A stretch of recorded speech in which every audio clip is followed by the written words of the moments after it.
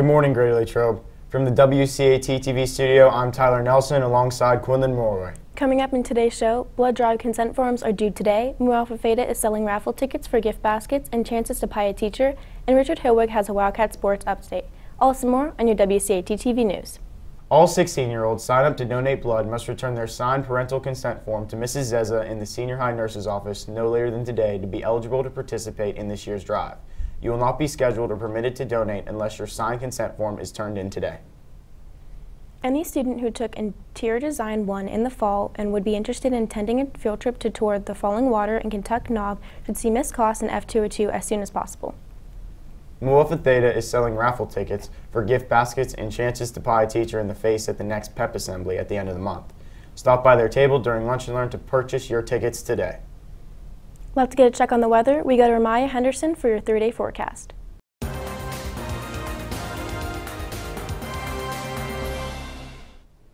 Good morning, Wildcats, and here's your 3-day forecast. Today, we will see cloudy skies with rain with a high of 55 and a low of 27.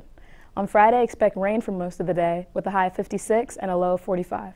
Lastly, on Saturday, we will have some more rain with a high of 71 and a low of 44. That's all for your forecast. Thanks, and back to you. Thanks, Ramaya. Attention all seniors who will be attending a 4-year college next year and are completing scholarship applications to assist with your college tuition. The Dino Castelli Charitable College Scholarship Fund applications have arrived at the guidance office. Please pick up your copy today with Ms. Hager.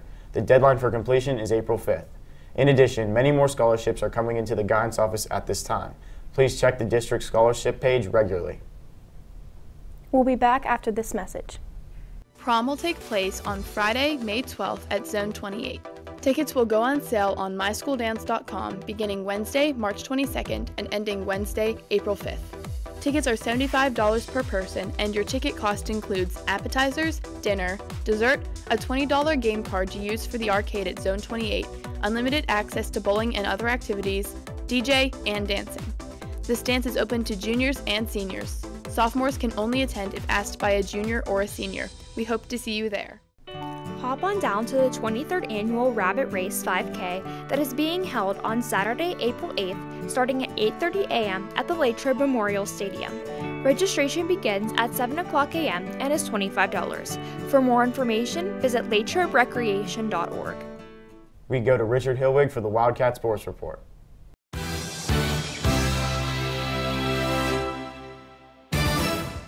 Good morning, Wildcats. Today the only team in action is the boys lacrosse team as they travel to Franklin Regional to battle the Panthers at 6. That's all for Wildcat Sports. Now here's Joe Coletti with National Sports. Hey Wildcats, in sports on Monday, your Pens lost for the 4th straight time and a 2-1 loss to the Ottawa Senators, who had lost 6 of their last 7 games. The Penguins totaled 48 shots, however, were only able to squeak one past goalie Dylan Ferguson, who made his NHL debut that game. The Pens now take on the Dallas Stars in Dallas at 9 p.m. The Penguins currently sit outside of a playoff spot behind the Panthers and Islanders. If the Penguins can't pass one of the teams, it will be the first time in 5 years that the Pens would not be eliminated in the first round of the playoffs, since there wouldn't even be a first round for them. It would also be the first time in 17 years that the Pens would miss the playoffs, dating back to Crosby's rookie season. That's all for sports. Back to you. Thanks, Joe. Students in grades 9 through 12 are invited to tour the General Carbide facility in Greensburg on Wednesday, April 5th from 9 a.m. to 1 p.m. and learn the ins and outs of the carbide manufacturing process from powder to polish. Students will also be given the opportunity to speak with current General Carbide employees on topics ranging from job responsibilities to career paths. Students who will be looking for the employment after graduation are encouraged to attend. Please contact Ms. Yetter to sign up. Seniors or juniors looking to study physics, physics education, astrophysics, or a related field are invited to attend a 1-day workshop hosted by the Physics Department at St. Vincent College on Saturday, April 1st. Interested students can email Mrs. Yetter for the registration link. Wondering what's on the menu today? Here's Delaney Maury with What's Cooking.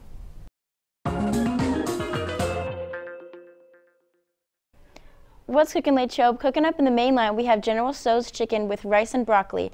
Sandwich options are hamburger, cheeseburger, and chicken patties. In the grab-and-go bar, there's fresh salads and deli hoagies. Soup of the day is hearty potato. That's what's cooking. Thanks, and back to you. Any junior girl interested in the American Legion Auxiliary Keystone Girls State Week long program for this summer, please stop in the guidance office to pick up an application and details. This is a great opportunity for a hands-on educational personal experience. Now, here's Emily Sweeney with the Wildcat World News.